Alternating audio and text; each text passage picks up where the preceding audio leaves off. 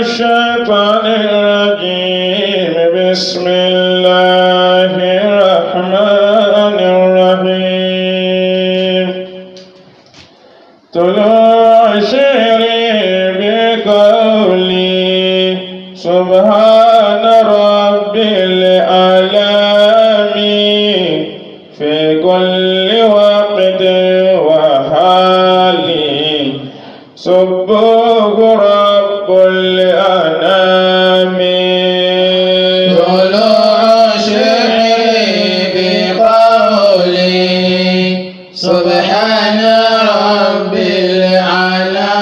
العالمين في كل وقت وحال سبوه رب العالمين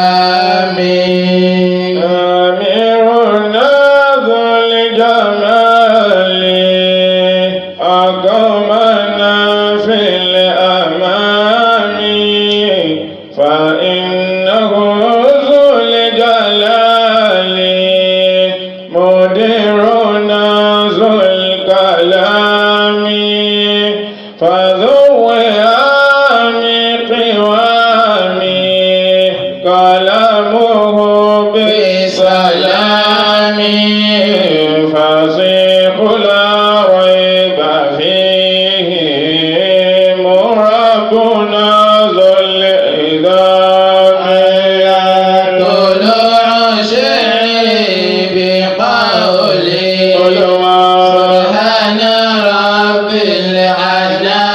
العالمين في كل وقت وحال سبح رب العالمين فيغبن فيه مدير وفيما إلى رب الأمين فالسام بالناس دوما ربنا كهمام أنعم به الخير حتى الكرام طلوع شعري قولي سبحان رب العالمين كل وقت وحال رب العالمين وذنا بسامي وبذه ربي دوما من حاسد ذا الزمان وحمي ربي دوما بكيد ذكرام فردنا ذي ذي الهدايات وبالآت القوي على رسول سلام طلوع شعري بقولي سبحان رب العالمين بكل وقت وحال سبح رب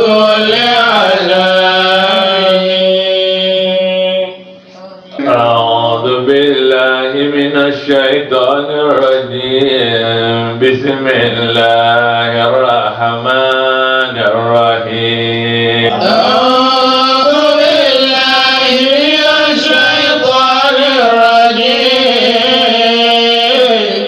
بسم الله الرحمن الرحيم ọpẹ́ ni fún Ọlọ́run ọba wa alhamdulillahi ọba ọ̀gá àgbà Allah tó tún ṣọ́ wa títí fi di àyà ọjọ́ tèní tílẹ̀ bá tó ṣú lénìí àwẹ̀ wa yóò máa di mẹ́fà nínú ògo Ọlọ́run ọba wa àwọn kan àjọ bẹ̀rẹ̀ rẹ̀ mélòó nù wọn ní ti ń bẹ lábẹ́ ẹlẹ̀ àwa tí wá à ń bẹ̀rẹ̀ rẹ̀ atukù lórí ilẹ̀ Ọlọ́run àwa ń bẹ̀ ọ́ kàwá kẹ́ni tí ó gbàjá.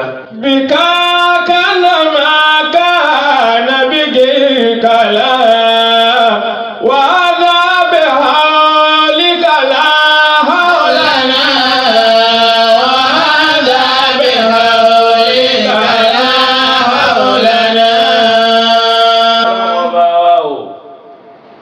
kí ẹ kó kú iṣẹ́ lára wa. Ìrẹ náà ni ọba tá a máa sìn, ọba tá a máa pọ́n, ọba tá a máa yìn. Bọ́ yìn yóò ṣe dáadáa fún ọ. Bọ́ sìn yóò ṣe dáadáa fún wa. Bọ́ yìn yóò tún ṣe dáadáa fún ọ. Òun ṣe yìí nì májẹ̀mú ni lọ́dọ̀ ara tiẹ̀. Ẹnìkan fọ̀nà ọlọ́mọ wa tìkí bá ṣàtúnábí wa Muhammad sallallahu alaihi wasallam. Òun ló fọ́nà Al-Qur'ani hàn wá kálíbà mọ́lọ́hún. Torí ipá àwọn èèyàn wọ́n ti ń lo ayé, wọ́n ti ń lo ayé, ètò ayé iná ni káwọn èèyàn ó máa lo ayé, wọ́n ti wá lo ayé. Ńgbà wọn kọ̀ tí wọ́n wá ń ṣe ayé lò, kò sí tírà, wọ́n ń ṣe ayé lò. Ọlọ́run wá rí wípé bí ò bá sófin kò ṣẹ̀ṣẹ̀.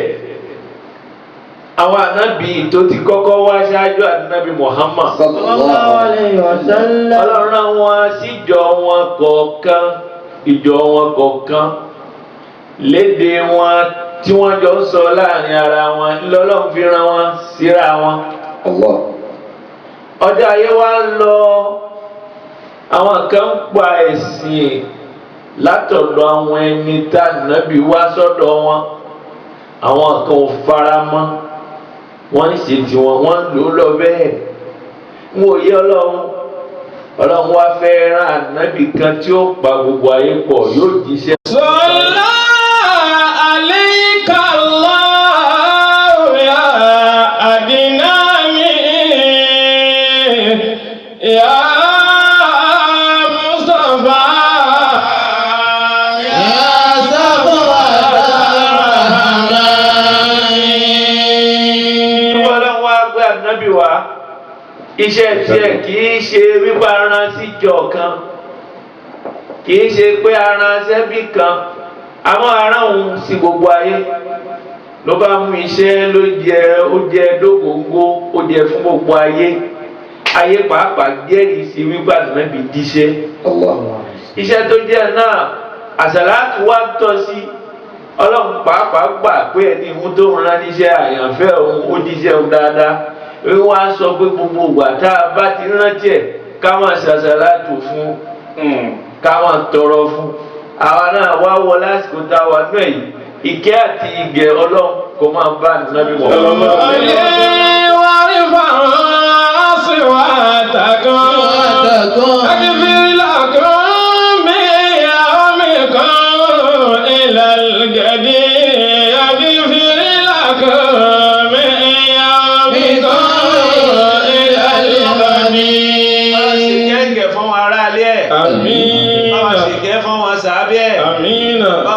Kẹ́ fún gbogbo àwọn àáfà ńláńlá tí wọ́n gbẹ́sẹ̀ légìgìrì ilẹ̀ wọn. Ọlọ́run ṣe bẹ́ẹ̀ fún wọn. Lẹ́gbàá tá a tọrọ fún wọn wá ní àwọn àfà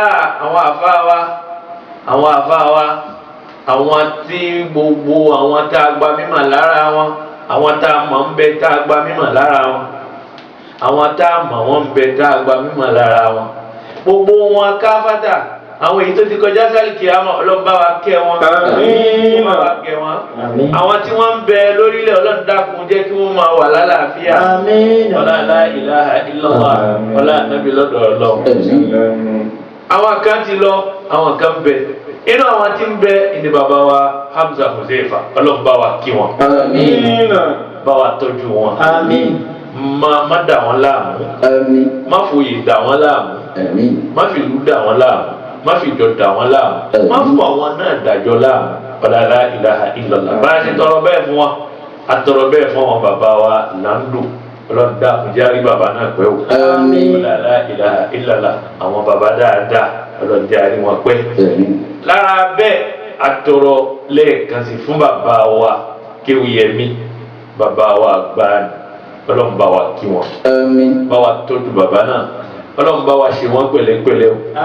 Bá wa ṣe wọ́n pẹ̀lẹ́pẹ̀lẹ́. Mo gbà bẹ́ẹ̀ mo tọrọ fún gbogbo àwọn àfa Makumudi káfátà látòkè délẹ̀, bẹ̀rẹ̀ látọ̀dọ̀ bàbá wa Imamul Markaz, bàbá wa Jalaluddin àfáàwà Mikael àtọrọ fún wa àfáàwà Abdulwali Adeleke àfáàwà Khalifa Muhammad Saleh Adesina ọlọ́njẹ́ àríyàn kárí ara wa pẹ́. Àmín. Má dà wá láàmú. Àmín. Má fi wá débi láàmú. Àmín. Má fẹ́ bí dà wá láàmú. Àmín. Ọ̀làlá ilaha illallah. Àmín. Ọ̀là nàbí wa lọ́dọ̀ Ọlọ́run. Sallallahu alayhi wa sallam. Àti gbogbo àwọn jàmá látòkè délẹ̀ tí wọ́n ń gbọ́ wa tí wọ́n ń fojoojúmọ́ gbọ́ wa Ọlọ́run bá wa kí wọn. Àmín. Inú kí là ń bẹ nta fẹ́ sọ̀rọ̀ lérí ẹ̀ tàbí fojoojúmọ́ bára wa sọ̀rọ̀ tá a ti débẹ̀ ibi tá a ń lọ jẹun àmọ́ nàbí tá a yíyà sí pọ̀ bẹ́ẹ̀ ó bá sọ̀rọ̀ Al-Qur'ani ó yẹ kó mọ̀ nípa Al-Qur'ani kó tó sọ ń pẹ́. Ànábì Muhammad Sallallahu alayhi wa sallam. àmọ́ bó ṣe ṣe ìgbésí ayé ẹ̀ tí ń fìgbà kan máa ráyé sá tí ń bí lọ bẹ lọ́hùn nínú kòtò ìhìrá a máa lọ gbé bẹ́ẹ̀ ibẹ̀ ni ìdí ń sin lọ ibẹ̀ ni ní ti ń bẹ lọ níbẹ̀ ló wá wà ní màlẹ́kà wá bá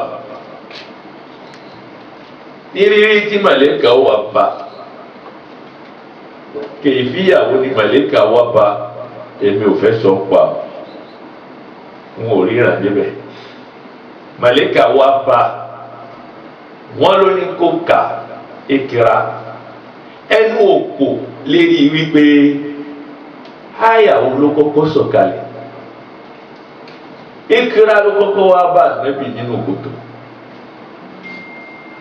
àyà márùn kan tó wá wá òun ni yá Ayyuhal muddaththir. yá ayyuhal muddaththir àyà òun náà tó wá àwọn apá kan wá ní Ikra ló kọ́kọ́ wá bẹ́ẹ̀ ni Ikra kọ́kọ́ wá ipò yá ó dúró zamani nìtò ìdúró èyí tí ó wà padà wá òun ni yá Ayyuhal muddaththir. Ànábì mú Al-Qur'ani ó fi hàn wá ó lò Al-Qur'ani náà wá sọ̀kalẹ̀ ó sọ̀kalẹ̀ fún ọ̀nà bó ló gbà wá Ibn Abbas Radiyallahu anhu.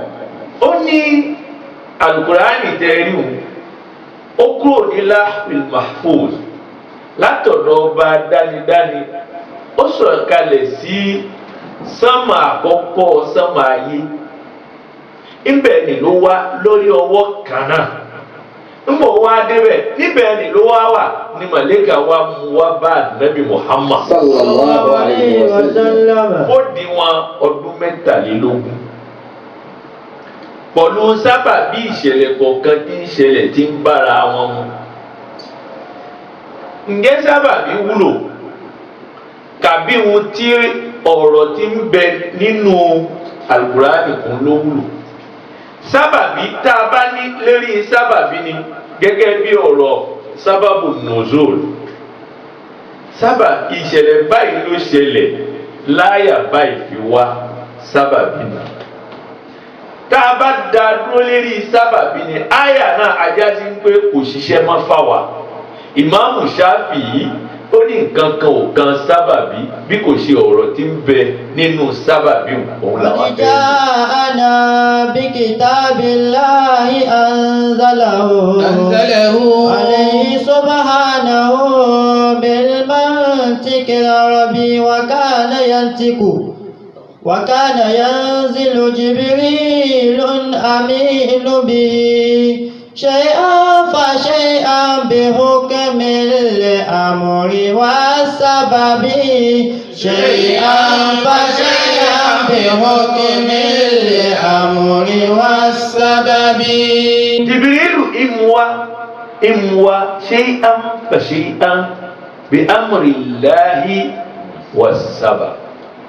Àṣẹ Ọlọ́run ní fi wá ní sì ń wá pẹ̀lú sábàbí kan ìṣẹ̀lẹ̀ báyìí nítorí àti kọ́ wa lẹ́kọ̀ọ́ ká lè gbàgbọ́ yé ìdájọ́ tó wà nínú àyà náà sábàbí kò ń ṣẹlẹ̀ ọlọ́run tó àyà yìí èyí tó ti wá bẹ̀ èní ní ọjọ́ tiẹ̀ tó wọ́n sọ̀kalẹ̀ èní lọ́jọ́ rẹ̀ pé sọ̀kalẹ̀.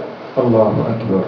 bẹ́ẹ̀ ni lànàbí ṣe fún wa títí fún ọdún mẹ́tàlélógún pàtà nàbí wa lọ oyè wa bọ́ sọ́wọ́ Abubakar Radiyallahu anhu.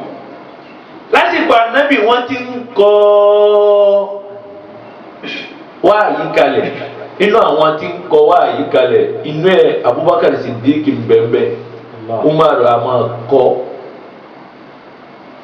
Usman a máa kọ́ Aliyu a máa kọ́ Zaidu bin Sabit a máa kọ́ wọ́n a máa kọ́ sí eré àwọn eegun àwọn ràkúnmí àbí kí wọ́n máa kọ́ sí eré àwọn ajélédò ràkúnmí awọ ràkúnmí wa máa kọ́ sórí ẹ̀ bẹ́ẹ̀ ni wọ́n ṣe ń tọ́jú ẹ̀ ńgbà nábì wa lọ níbo ni wọ́n tọ́jú alukurani sí jù inú ọkàn àwọn ènìyàn wọ́n ha sórí wọn káwá ha sérí ni òun gangan ni wọ́n kún wọlé ànábì gbà wọ́n láàyè kí wọ́n máa kọ́ Àlíyù àtúmọ̀ bá kọ́ táàlíyù bá wá sílé tá ànábì bá gba wáyé táwọn èèyàn bá kọ́ táàlíyù bá dé ànábì àtúntún Àlíyù pé wípé kí o kà fún kó lè bá kọ́. Ngbà ànábì wá kú sallallahu alaihi wasallam kí oyè bọ́ sọ́wọ́ Abubakar. Radiyallahu ta'ala anhu. Abubakar yìí lọ́dọ̀ tiẹ̀ ní pé òun tà ànábì ò ṣe òun ò gbọ́dọ̀ ṣe. Lamma tawalla Siddiq Abubakar al-khilafa. Khalifa wa bọ́ sọ́wọ́ Abubakar ń bò di ọba fáwọn mùsùlùmí. Kana awwalu amalin qama bihi muharabata ahli riddah. Nígbà tá ànábì kú ìjọ pín yẹlẹyẹlẹ àwọn kan rí wípé ànábì ni àwọn ń sìn. Nígbà tá ànábì sì ti kú àwọn ò bá yàn kan ṣe sí ìsìláàmù mọ́ ta lẹni tí ó gbógun tì wọ́n Abubakar àkọ́kọ́ iṣẹ́ tí ó ṣe òun ni pé kó kọ́kọ́ gbógun ti gbogbo ẹni tó fẹ́ fi ìsìláàmù sílẹ̀ tán náà fẹ́ kó mọ̀ Abubakar gbógun tì wọ́n. wal qadaa ala hadhihi al-fitna.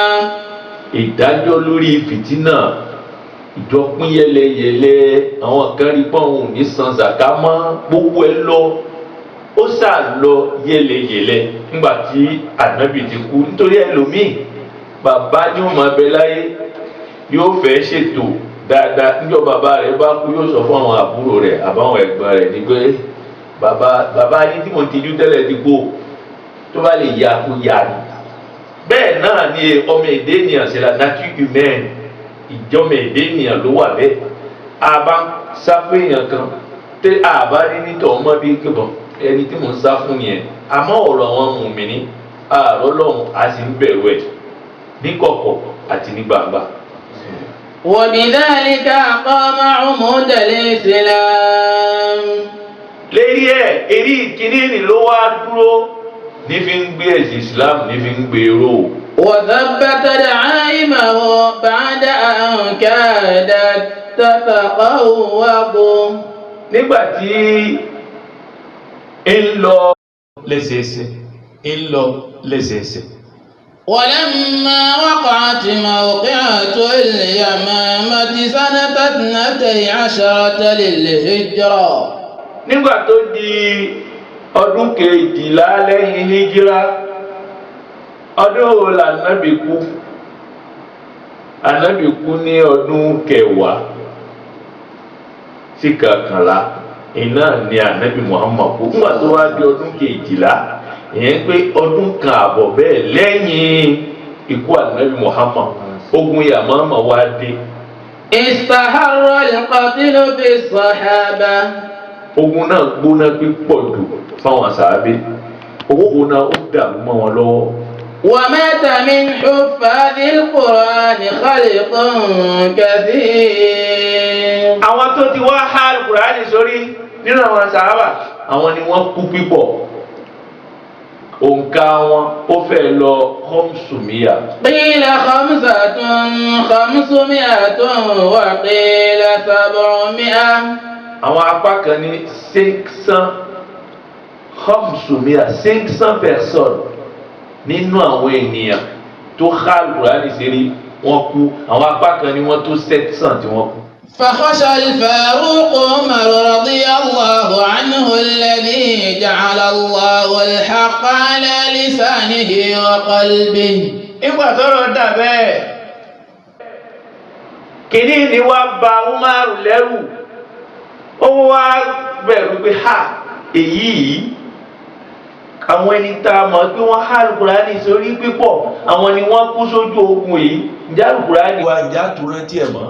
فخشى الفاروق عمر رضي الله عنه الذي جعل الله الحق على لسانه وقلبه.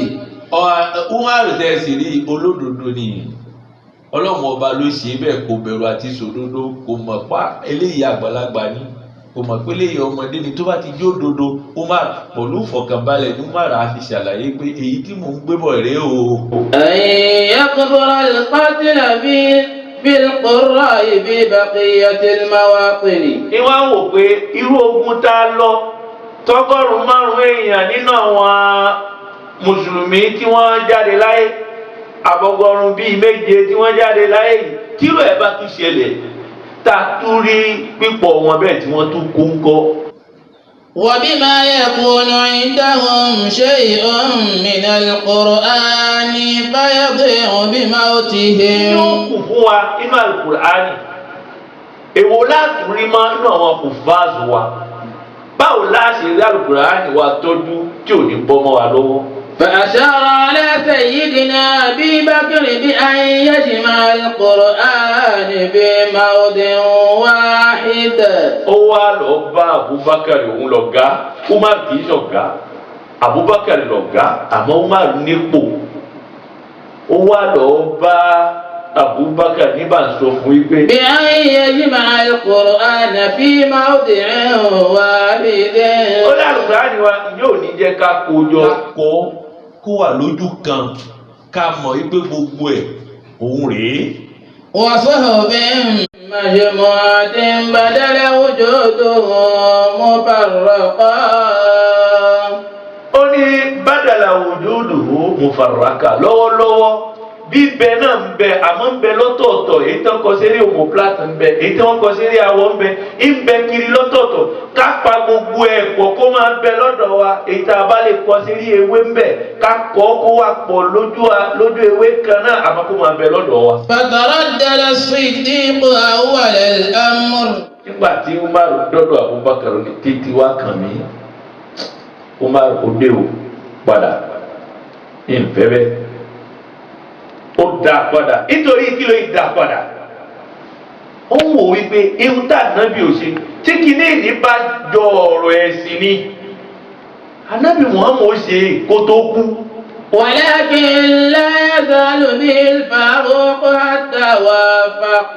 nígbà tí Umar dọ́dọ̀ Abubakar ní títí wá kàn mí. ṣe bí ijọ́ méjì kìíní ní èrò ni a tún wá fún a tún wá lọ bá Abubakar pé ọ̀gá wa má da ọ̀rọ̀ mi nù jọ̀ọ́ ronú sí ohun tí mò ń wí àwọn tó há Al-Qur'ani ìṣeré tó kú ipò jẹ́ ká kọ́ ọ nígbà tí lílọ bíbọ̀ rẹ̀ wá pọ̀ jù. وثبت عنده أن الجمع ليس من المبتدعات المذمومة. ó wá rí i pé ká kọ́ Al-Qur'ani ìjọ yìí. kì í ṣe bídíà tó burú kì í ṣe bídíà tó burú ó dá lójú bẹ́ẹ̀. وإنما هو من الواجبات التي تدعو إليها قواعد الدين والشريعة. ó ní eléyìí wájibù ọ̀ranyàn ni èyí tá a fẹ́ kójọ yìí ká kó Al-Qur'ani wájọ ọ̀ranyàn ni tó ṣe wípé sẹ̀ríà ìsìláàmù gangan lọ́wọ́ sí ó dá Umaru lójú bẹ́ẹ̀. فأرسل إلى زيد بن ثابت. فأرسل alifu kan bẹ̀rẹ̀ ìjà sí pé àti Umar àti Abubakar àwọn méjèèjì wá fakọ́ ẹnu wọn kò lórí kí wọ́n mú Al-Qur'ani kí wọ́n kọ́ sójú kan náà. فأرسلا إلى زيد بن ثابت كاتب الوحي. wọ́n wá pè Zaid bun Sábìtì ọmọ Zaidu ni wọ́n wá ránṣẹ́ sí pé ìwọ náà bá Nábì kọ Al-Qur'ani lójú ayé ẹ̀ máa bọ̀. وعرض عليه الأمر. ni wọ́n bá gbé àlámọ̀rí ọ̀rọ̀ yìí ni wọ́n bá gbé síwájú rẹ̀. فراجعهما. àwọn méjèèjì wọ́n fa ẹnu wọn kò lérí kìíní ni. ولكنهما لا يزالان به حتى ظهر له الحق. farajahuma Sábìtì tún tó ṣẹlẹ̀ sí Abubakar lákọ̀ọ́kọ́ gbà tí Umar ń sọ fún ni bẹ́ẹ̀ náà ló ṣẹlẹ̀ sí Zaid bun Sábìtì. àmọ́ wọn àbí lọ́rùn lẹ̀ títí Ọlọ́run fòdodo ha òun náà. واستبان له الرشد. Ọlọ́run fọ̀nà mọ́. فجمعه بعد جهد جهيد. Fajamahu ba'da juhdin. ó gbìyànjú púpọ̀ nítorí kákó Al-Qur'ani jọ ó mà lágbára o. àyà tí a sọ pé ń bẹ nínú ẹ̀ ó jẹ́ 6232. ọ̀nà olè yóò kó àyà ní kọ̀ọ̀kan báwo la ṣe kójọ tí ò ní dàrú bá wa lọ́wọ́. روى الإمام البخاري في صحيحه بسنده. Imam Buhari inú Sahihi al-Buhari tí ń bẹ wájú wa yìí. عن زيد بن ثابت قال. Zaid bun Sábìtì tí Abubakar àti Umar tí wọ́n ránṣẹ́ sí wọn àwọn méjèèjì. ọ̀rọ̀ ní Zaidu níwà ń gbé wá fún wa òun ló gbà wá níwà ń lòyìn fún wa. أرسل إلي أبو بكر بعد مقتل أهل اليمامة. ó ní Abubakar náà ní sí mi nígbà tí ogun Yamama tó ṣẹlẹ̀. فإذا عمر بن الخطاب عنده. lákòókò tó rán ní sí mi tí mo dọ́dọ̀ rẹ̀ ni mo bá Umaru ń bẹ̀ òun náà ń bẹ̀. فقال أبو بكر. Abubakar wá ń sọ báyìí fún mi. إن عمر بن الخطاب أتاني فقال. ó ní Umar ọmọ Khattabi ẹ wo Zaidu ń ròyìn gẹ́gẹ́ bí ohun tí Abubakar sọ fún. Zaidu ní ńgbà tá Abubakar rán ni sí mi tí mo dọ́dọ̀ ẹ̀ Abubakar sọ fún mi pé ṣé o rí Umar ó wá bá mi èyí já sí pé kéèyàn ó ṣe òdodo níbi rapport. ó fẹ́ ṣe òdodo níbi rapport. L'idée ne venant pas de moi, èmi kí mo ní, ça fait partie de la sincérité. eléyìí ọ̀rọ̀ yìí ìdé yìí kò wá látọ̀dọ̀ tèmi malgré bí mo ṣe dọ́gà. Umar ló wá bá mi àtàní Umar. فقال. ìwà sọ báyìí. إن القتل استحر بقراء القرآن. ogun tó gbóná ni tó pa ọ̀pọ̀lọpọ̀ àwọn òfáàzù wa àwọn tó há Al-Qur'ani sórí. وإني أخشى أن يستحر القتل بالقراء في المواطن. ó ní sọ́ọ́rí o ń bẹ̀rù wípé kìíní ni kó má kó ọ̀pọ̀lọpọ̀ àwọn òfáàzù wa kó má kó wọn lọ. ìbẹ̀rù ni ló jẹ́ àpè ẹ́. وإني أخشى أن يستحر القتل بالقراء في المواطن. kírú ẹ̀ má bá wa ṣẹlẹ̀ mọ́ ẹ̀rù ń bà mí. فيذهب كثيرا من القرآن. ọ̀pọ̀lọpọ̀ àwọn tó há Al-Qur'ani wa ṣe wọ́n lọ àdérí wọn mọ́ tọrọ bá wa dà bẹ́ẹ̀. وإني أرى أن يجمع القرآن. ìwà ìgò ó da ká kó Al-Qur'ani ká kó jọ sójú kan. فقلت لعمر. èmi Abubakar mo wá sọ fún Umar. كيف تفعل شيئا لم يفعله رسول الله صلى الله عليه وسلم. àkọ́kọ́ ohun tí Abubakar sọ fún Umar pé كيف أفعل شيئا لم يفعله الرسول. رسول الله. kí ló dé tí wọ́n ṣe kíní kan tó já sí bí ànábì Muhammad ṣe. sallallahu alaihi wasallam. Ohun tó fẹ́ kó bá o fẹ́ sọ mí lò ní bídíà. Umar nǹkan tá ànábì ò ṣe kò ní rọ̀ mí lọ́rùn kì í ṣe. فقال عمر Umar wá ń dáhùn. هو والله خيرا Ó ní mo ń bọ́ lọ́hùn búra fún ẹ kì í ṣe bídíà. هو والله خيرا هو والله خيرا. Olélẹ́yìn oore ń bẹ́ẹ̀ ìgbé ká kó Al-Qur'ani wájú kó má sọ̀rọ̀. فما يزال يراجعني حتى شرح الله صدري لذلك. Ó ní kò yéé lọ kò yéé bọ̀ lérí nǹkan kan náà títí. Èmi náà Ọlọ́run ọba fi ọ̀nà hàn mí lérí àlámọ̀rí ọ̀rọ̀ tó gbé wá. ورأيت في ذلك الذي رأى عمر. Èmi náà wá rí nǹkan kan náà gẹ́gẹ́ bí Umar ṣe rí. قال زيد قال أبو بكر. Ó ní Zaidu tó wá ń sọ pé Abubakar sọ báyìí. إنك Ìwọ ń tiẹ̀. رجل Ọkùnrin ogun kan ni ẹ. شاب Ọ̀dọ́ ni ẹ. عاقل.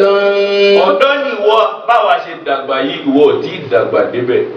Anta rajulun shaabun. Ọ̀dọ́ ni ẹ. Ogbónánú làákàyè ákìlò làákàyè rẹ tó múnádóko. إنك رجل شاب عاقل لا نتهمك. Kì í ṣe pé a fẹ́ dẹ̀ ẹ́ láàmú. A fẹ́ kó dààmú kan bẹ́ẹ̀. A fẹ́ dẹ̀ ọ́ láàmú.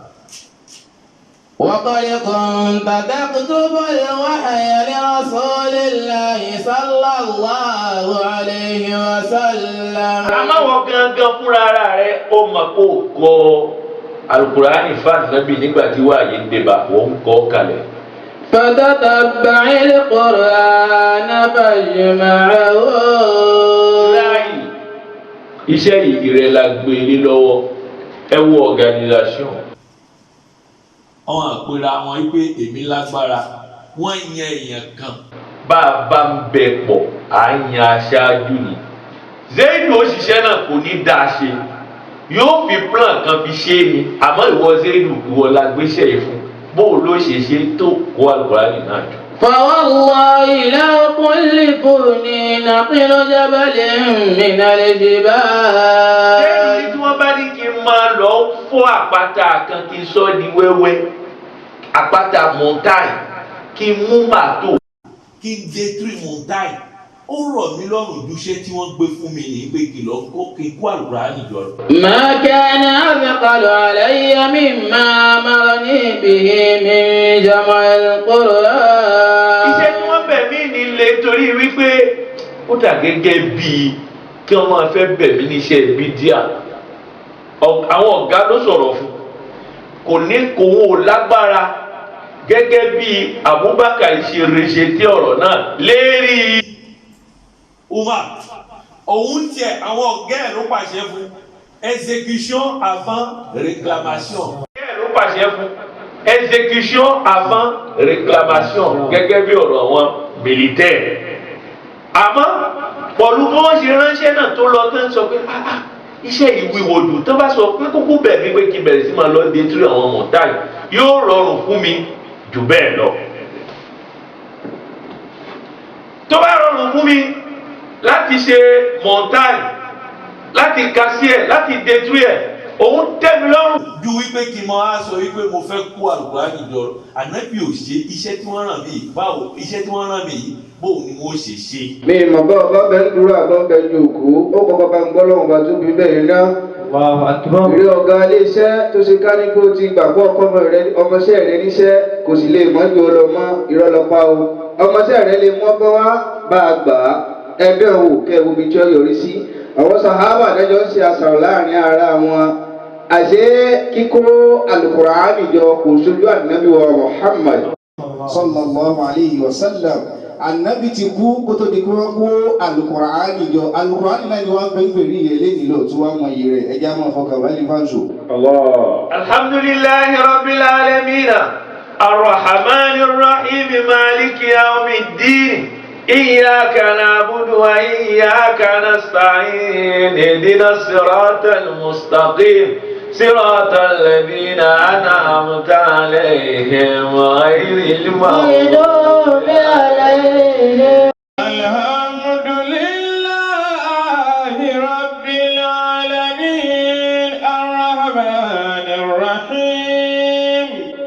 مالك يوم الدين إياك نعبد وإياك نستعين اهدنا الصراط المستقيم صراط الذين أنعمت عليهم غير المغضوب عليهم ولا الضالين. Zéènù gbaṣẹ́ ó wá kókó tàbí plan wo ni ó fi ṣiṣẹ́. Zéènù ní ọ̀nà méjì lòun máa fi kọ àyà ẹyọ kan. Òun ò rí èèyàn kan tó háyà náà sórí. Èèyàn méjì gbọ́dọ̀ háyà náà sórí. Òun ó sì rí àyà náà ní kíkọ lórí ewé kan tí wọ́n ti kọ́ lásìkò ànábì plan tó wọ́n máa fi ṣiṣẹ́ nù. Ìwà ń ṣa àwọn alùkùránì náà súrà kọ̀ọ̀kan àyà kọ̀ọ̀kan ń rí bẹ́ẹ̀ títí.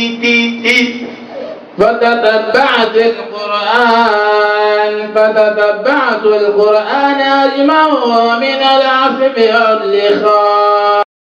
Ìwà ń kó jọ, Ọlọ́hun kó jọ, òun bẹ̀rẹ̀ sí ní kó jọ. من العصف واللخاء. Lórí àwọn ohun tó fi kó jọ.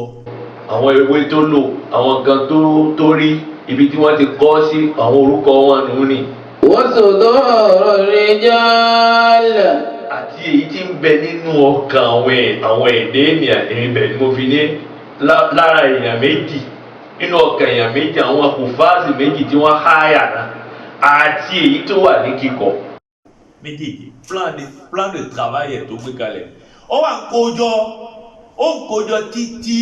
ووجدت آخر سورة التوبة ما في خزيمة الأنصاري. Òun wá lọ débi ìparí súrátù Tawba. لقد جاءكم رسول حريص عليكم بالمؤمنين رؤوف رحيم حريص عليكم بالمؤمنين رؤوف رحيم فإن تولوا فقل حسبي الله لا إله إلا هو عليه توكلت وهو رب العرش العظيم. Ìkójọ plan de travail ó ti rí. Nígbà tó wá dé kẹ́yìn Súrátù Tawba àyà méjèèjì yìí ó wá jásí pé ọ̀dọ̀ èèyàn kan oṣù péré ló gbérí. Ó rí lọ́dọ̀ ta ni? Ọ̀dọ̀ ta la gbé rí àyà yìí? Ọ̀dọ̀ Huzaima. Abi Huzaima ọ̀dọ̀ rẹ̀ ló gbé rí àwọn àyà méjèèjì Súrátù Tawba. لم أجدها مع غيره. Kò rí má lọ́dọ̀ ẹlòmíì. Wàhálà wá bá. Ó yẹ kó inú plan de travail ìwọ̀n tó ń gbé kalẹ̀ ní kó ń gbọ́dọ̀ rí ní kíkọ́ lọ́dọ̀ èèyàn méjì. Ó wá já sí pé ọ̀dọ̀ Abi Huzaima ló ń gbé rí. Bọ́ọ̀lù òun ó ṣe ṣe léyìí. Ó wá rántí ìgbà Ànábì Muhammad sallallahu alaihi wasallam. Ó ní ṣàhádà Huzaima nìkan ó ṣe déédéé wípé Huzaima ó jẹ́rìí láàyè èèyàn méjì. Kí ni ìdí tọrọ níbẹ̀? Òun ní pé Yẹ̀húdí kan ó wá tajà fún Ànábì Muhammad sallallahu alaihi wasallam. Ànábì sanwó fún un tó lọ. Nígbà tó wá dé àárín ìjà padà kéyìí gbé ọjà jófà Ànábì. Nígbà tó dá àárín ìjà bíi kórẹ́lòmíì tó ṣe ṣìránṣẹ́ ẹ̀ tó fẹ́ fún lówó tó pọ̀. Ó wá rí pé òun lè padà lọ ọ̀dà Ànábì Muhammad láti lọ sọ fún pé wí. Ó fẹ́ rajà náà ni àmọ́ àwọn ò tí ì kọ́ńpìlì máa ṣe náà ó wá padà wá bá Ànábì. Bá a sọ pé ṣọ́ọ̀tì rà á ní àgbọ̀ ti rà á níbi ni mo ti rà á lọ́dọ̀ rẹ̀. Rírà ni mo sì ti parí ẹ̀. Yahudi náà wá sọ fún ànábì pé ǹjẹ́ o ní èèyàn kan tí ó ní tèmú ẹyọ kan. Yahudi náà ànábì mọ̀ pé èèyàn kan ò síbẹ̀ láàrin òun àti Yahudi náà nìkan. Àbí àmọ́mọ́ àbí Hùzẹ́mà ó wá náwó sókè pé bẹ́ẹ̀ ni èmi ní tèmú ẹ̀. Ànábì ọ̀rà ó sì ti gbówó fún tóbi lọ. Nígbà tí Yahudi náà rí pé tèmú ẹyọ kan jáde, Yahudi náà yà ok òun gbàgbé tẹ́lẹ̀ ló bá yí padà ló bá lọ. Nígbà tó lọ Ànábì wa ń béèrè lọ́dọ̀ Abi Huzayma pé ìjẹ́rìí irọ́ ò lè tó ṣe nísìn ó síbẹ̀ ó níbẹ̀ ní ya Rasulullah mi síbẹ̀. Ó sọ pé wáyé wá fún ẹ lódìdí sánmà sílẹ̀. Mo gbẹ́ gbọ́. Oní màlẹ́kà Jìbìrìlù ń wá ń bẹ̀ lójoojúmọ́ mo gbẹ́ gbọ́. Oní ká máa kírun mo gbà mo ń kí. Lára ọ̀rọ̀ yẹpẹrẹ láàrin ìwọ pẹ̀lú èèyàn kan lérí ilẹ̀ ohun tó bá fà á tí ń bá gbẹ̀ gbọ́ lérí èèyàn kan pé ìgbẹ́ gbọ́ lérí gbogbo tó kù. لقد جاءكم رسول من أنفسكم عزيز عليه ما عنتم حريص عليكم بالمؤمنين رؤوف رحيم فإن تولوا فقل حسبي الله لا إله إلا هو عليه توكلت وهو رب العرش العظيم. ẹni yòówù tí Abi Huzayma bá jẹ́rìí rẹ̀ ìjẹ́rìí tí ẹnìkan ó dúró ìgbà téèyàn méjì jẹ́rìí ọ̀rọ̀. ìwọ náà mọ kí ó tọ̀ lè jẹ́rìí àfáà rẹ. àfáà rẹ kẹ́ orí ẹ láti kékeré dídọ́ dàgbà àwọn òbí rẹ méjèèjì ò lè jẹ́rìí wọn sí dáadáa wò ó lè dáràn fáwọn òbí ò lè dáràn fáfà àbí kọ́ dáràn fún wọn ò ní o ẹni tí ò sí ń bẹ̀ tá ànábì fi ṣe gbogbo ohun tó ṣe yìí ìwà ń jẹ́ ẹ̀rí ànábì lórí òdodo lórí ìgbàgbọ́ tó ní sànábì lára látọ̀dọ̀ Ọlọ́run wa ọ̀nà dáàbò lọ́gbọ̀ àfáà rẹ̀ gbọ́ kó o sì jẹ́rìí àfáà rẹ̀ lérí nǹkan tó dáa àbí kó o jẹ́rìí ọ̀gá rẹ̀ lérí nǹkan tó dáa mọ́sàbùsì mọ́. Bẹ́ẹ̀ ni àwọn sàábé ni wọ́n bá nábì lò bẹ́ẹ̀ ni wọ́n kó Al-Qur'ani wọ́n kó jọ wọ́n wá kó jọ ẹyọ kan náà wọ́n á jẹ́ kó pé méjì.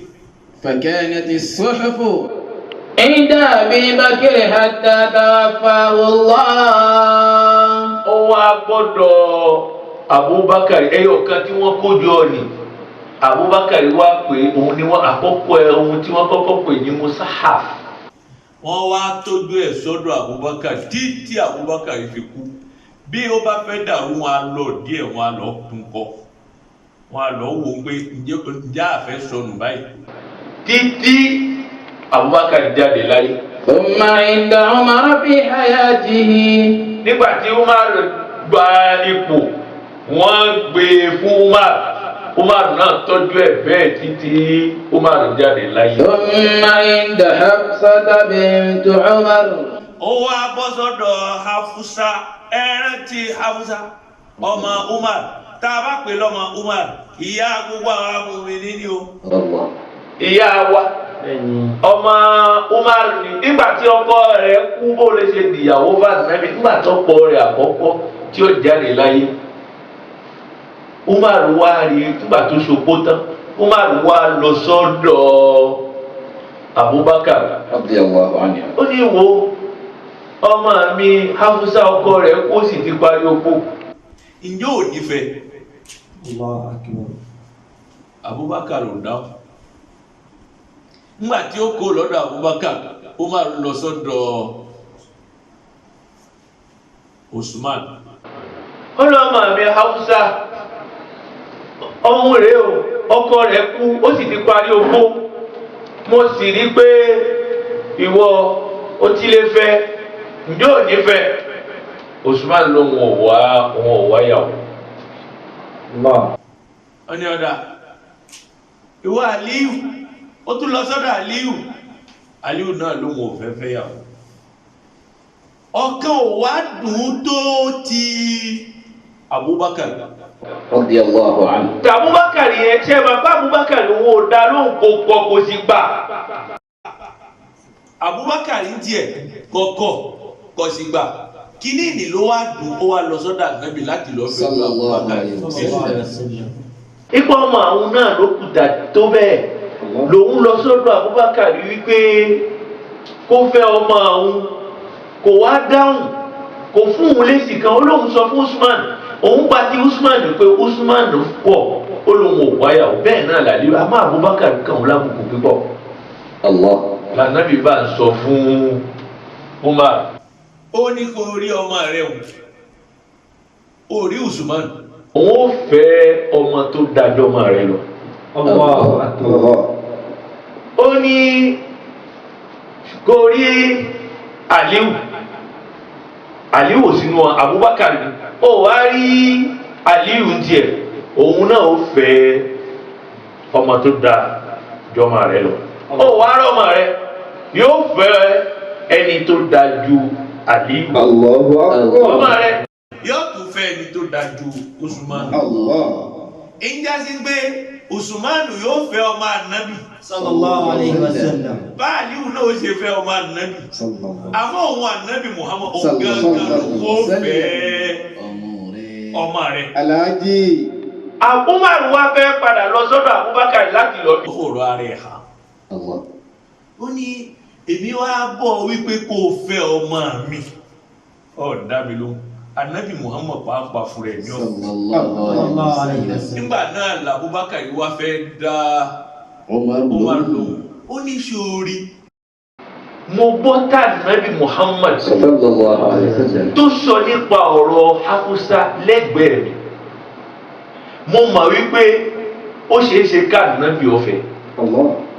nígbà tó wá bá mi tí mo bá kọ̀ ká Ànábì ọ̀fẹ́ mọ́. n ò ní lè fẹ́. tí mo bá sọ nǹkan kan fún ẹ nípa ohun tí mo gbọ́ lẹ́nu Ànábì ó dàbí ẹni pé mo túnà sírí ẹ̀ sábà bíi wípé mo gbọ́ ní ìfidẹ́ lóhùn tẹ́. Alhaji ọkọ ìyá yóò tí kú tó ti lé kí o ó ti lé kí látòjú ẹ̀mí ọkọ rẹ̀ nígbà ọkọ rẹ̀ tó wá kú tán àwọn òsìkú wọn fi lọ ná dákun ṣe sùúrù wọ́n mọ́sálà ó ti mọ̀ pé obìnrin ọ̀gá rẹ̀ ni ó tún wá lé kí ṣọ́ọ̀bù kọ ni ó sì pẹ̀lẹ́pẹ̀lẹ́ àlíwá ń gbọ́ yín. ọ̀nà tá a gbà tá a kó Al-Qur'ani jọ òun ni ẹ tà kọ́kọ́. Inna nahnu nazzalna dhikra wa inna lahu lahafidhun. ọ̀nà kejì nígbà tọ́rọ̀ wa kan Usman àbá àdìlọ bẹ̀lẹ́ nítorí aago ti lọ. nígbà tọ́rọ̀ wa kan Usman àwọn èèyàn lórí bí wọ́n ṣe gbọ́ ayé sí ẹnìkọ̀ọ̀kan wá bẹ̀rẹ̀ sí ní kí Al-Qur'ani bó ṣe wù ú. tẹ́lẹ̀ ìgbàgbé yóò ní bẹ́ẹ̀ ló ń gbọ́ lẹ́nu Ànábì bẹ́ẹ̀ ló ń sì fẹ́ ké. eléyìí náà ní bẹ́ẹ̀ ni mo gbọ́ lẹ́nu Ànábì bẹ́ẹ̀ mo fẹ́ ké. èyí pa sábà ṣé ọ̀kan péré ni wọ́n kójọ tẹ́lẹ̀ wọn wá tún ní plan èkìrìtì fún. nígbà tọ́rọ̀ wá kan Usman òun wá kójọ lọ́nà míì wọ́n wá yọ ilimu kan níbẹ̀ ilimu wo ni wọ́n ń pè lọ́nà wọn ní ulumul Qur'an wọ́n yọ ilimu rasmul Usmani. wọ́n yọ ń bẹ̀ ń jásí pé ẹni tí tó bá ka Al-Qur'ani tí ò wá fákà máa rasmul Usmani yìí. a ní gbà lọ́wọ́ ẹ̀ ó wà ghayr maqbul. bí ọ̀rọ̀ bá a ṣe kó Al-Qur'ani jọ bó ṣe wà nù kí Ọlọ́hun Ọba kó ràn wá lọ́wọ́. Amina. Ó gbà fún wa. Àmín. Kó jẹ́ ó ṣeé ṣe. Amina. Ó jọ pé ọ̀rọ̀ tá a bá bọ̀ lérí ọ̀rọ̀ àṣekàmpáì. ó jọ pé ní ó bẹ̀rẹ̀. ọ̀rọ̀ tá ń bá bọ̀ lórí kó àṣekàmpá. èní ni ó bẹ̀rẹ̀. èní ni ó bẹ̀rẹ̀. nǹkan tí wọ́n ń pè ní kákàmpé. nǹkan tí wọ́n ń pè ní kákàmpé. òun ni pé kéèyàn kọ̀ọ̀kan mú àwíjàre ọ̀rọ̀ wá. ní pé kéèyàn kọ̀ọ̀kan mú àwíjàre ọ̀rọ̀ rẹ̀ wá. kí ó lè fi kó ọ̀pọ̀lọpọ̀ nínú wa. kí ó lè fi kó ọ̀pọ̀lọpọ̀ nínú wa. ká lè bá a tẹ̀lé. ká lè bá a tẹ̀lé. ọ̀tún ó wí tiẹ̀. ọ̀tún ó wí tirẹ̀ o. òsì náà ó wí tiẹ̀. òsì náà sì wá wíjàre tiẹ̀ náà. nǹkan kan ni gbogbo wọn jọ ń wá. nǹkan kan náà ni gbogbo wọn jọ ń wá. èyí tí wọ́n jọ wá bẹ̀ ojú ipò lọ. èyí tí wọ́n jọ wá ń bẹ̀ náà dúpọ̀ lọ. wọ́n á sì máa wá ṣàlùkáwà ní fáwọn tá a fẹ́ dìbò. wọ́n á sì máa wá sálùkáwà ní fáwọn tá a fẹ́ dìbò. díẹ̀ nù wọn ní máa ṣí kàlùkáwà ní. díẹ̀ nù wọn ní máa ṣí kàlùkáwà ní. àmọ́ ọkàn mi ní gbogbo àwọn tó fẹ́ tá a fẹ́ dìbò fún lọ́tẹ̀. àwọn kan wọn àbá àwa ní gbogbo àwọn tá a fẹ́ dìbò fún lọ́tẹ̀ yìí. àwọn tí wọ́n ní. àwọn tí wọ́n ní. wọ́n fẹ́ ṣí kàlùkáwà. wọ́n fẹ́ ṣí kàlùkáwà ní sí dáadáa. kọ́lọ̀wọ̀ bọ́ fún wọn ṣe. kọ́lọ́wọ́ bọ́ bá fún wọn ṣe. àmín. kẹ́nìkọ̀ọ̀kan sọ ohun tó lè ṣe fún wa. kẹ́nìkọ̀ọ̀kan sọ ohun tó lè ṣe fún wa lóore. ohun tá a fẹ́. ohun tá a fẹ́. kàmpáìn tí ó di pé àjọ ń búra ẹ̀. kàmpáìn tí ó di pé àjọ ń léra kiri. kàmpáìn tí ó fẹ́ dógun lẹ̀. kàmpáìn tí ó fẹ́ fi wọn tọ́jú ilẹ̀. kò ní pọ́n wa lé. kò lè pọ́n wa lé o. ọkàn mi ní àwa ní modèle démocratie l'Afrique. ọkàn àwa ní pé àwa ní modèle démocratie ní Áfíríkà. ọ̀nà wo láṣẹ tí ipò níta ti ní bí ò ṣe ní bọ́ lọ́wọ́. ọ̀nà wo tá a ṣe tí ipò ní tí ò ní fi bọ́ lọ́wọ́ níbi ìwà tọ́ọ̀gì. gbogbo àwọn tí ń fẹ́ lọ election. gbogbo àwọn tó lè election. kí wọ́n rántí àwa. ká rántí àwa táàrí kankan election. ọ̀pọ̀lọpọ̀ àwọn ọmọ tí wọ́n. ọ̀pọ̀lọpọ̀ àwọn ọmọ tí wọ́n. ìlú òyìnbó ni. wọ́n bẹ lókèrè. àwa yìí. àtàwa. àtàwọn ọmọ tiwa. àtàwọn ìyàwó wa. àtàwọn òbí wa àtàwọn ìyàwó wa. ibi làwa wà. àwa náà tá a fẹ́ wá tẹ̀lé ẹnìkọ̀ọ̀kan. kárántí pé àníbòmí. o. ká sọ̀rọ̀ kàndídà wa. pẹ̀lú gbogbo òfẹ́ tá a ní. ó dájú ká gbógun tira wa lọ. bẹ́ẹ̀ ni máa ń lọ àwọn tó gbé dèmọ̀kírásì wá fún wa ní òkọ́ wa dáadáa. táwọn kan bá bọ́ síbẹ̀ lẹ́yìn. ó bá dọ̀la àwọn lòmínà ó tún bọ́ síbẹ̀. kò mú jà lọ́wọ́. ẹnìkan jẹ́ kílò fẹ́ ẹ̀mẹ́jì jẹ́ lágbáradì. kò mú jà lọ́wọ́ rárá. ìlú kan náà ìlú yìí. ìlú gbogbo wa ni. ẹ má jẹ́ àlera wa kó bẹ́ẹ̀. ẹ jẹ́ àṣírà wa gẹ́gẹ́ bí ọmọ ìyá. ìlú náà pa wá pọ̀. òun ló bí gbogbo wa. ẹ má jẹ́ àbàjẹ́ o. ẹ má jẹ́ àdáná sí. àwa la ní ìlú wa. omi ìjàkaná kí n bẹ́ẹ̀ gbé ẹ má jẹ́ àṣe bẹ́ẹ̀. àwájà. ẹ ṣe kàmpáìn tó dùn. ẹ̀gbọ́n wa lẹ̀ ń ṣe lọ́wọ́ yìí. bàbá wa lẹ̀ ń ṣe lọ́wọ́ yìí. ìyá wa lẹ̀ ń ṣe lọ́wọ́ yìí. ọlọ́run ràn yín lọ́wọ́. gbogbo ẹni tó bá débẹ̀. ẹni tọ́lọ́run ọba mọ̀ wípé yóò ṣe dáadáa fún wa. ọlọ́run ọba wa yàn sí. gbogbo àwọn tí wọ́n láníyàn rẹ̀ fún lò wá. ọlọ́run yàn yín sí. kò ní ní yín lára o. ramadana wa tó kù díẹ̀. gbogbo ẹni tó bá débẹ̀. ẹni tọ́lọ́run ọba mọ̀ wípé yóò ṣe dáadáa fún wa. ọlọ́run ọba wa yàn sí. gbogbo àwọn tí wọ́n láníyàn rẹ̀ fún lò wá. ọlọ́run yàn yín sí. kò ní ní yín lára o. ramadana wa tó kù díẹ̀ yìí. ọlọ́run dákun má jẹ́ àfinira gbà. La ilaha illallah. ọpẹ́ wa pípọ̀. ọpẹ́ wa tiẹ̀ pọ̀ púpọ̀. fún ọmọ ìyá wa. Abdulkabir. Abógunrin. ọlọ́mọbọ̀lá rẹ̀ jẹ́. ọlọ́mọbọ̀lá wọn jẹ́. àmín. ọlọ́mọbọ̀lá rẹ̀ jẹ́. eléyìí. mọ́jọ́ ó ṣàbámọ̀ nípa rẹ̀. La ilaha illallah. àbámọ̀ rí. iná ni kò ṣe o. kí wọ́n ṣe. La ilaha illallah. àbámọ̀ rí. iná ni kò ṣe o. kí wọ́n ṣe. La ilaha illallah. akí gbogbo ẹ̀yin tẹ́ ń tẹ́tí sí wa. nílé lóko lẹ́yìn odi. ọlọ́run ràn yín náà ọlọ́run ràn yín lọ́wọ́. wàhálà kòrónà ò ní dé agbègbè wa dẹ́kun ló wọnú ilé wa.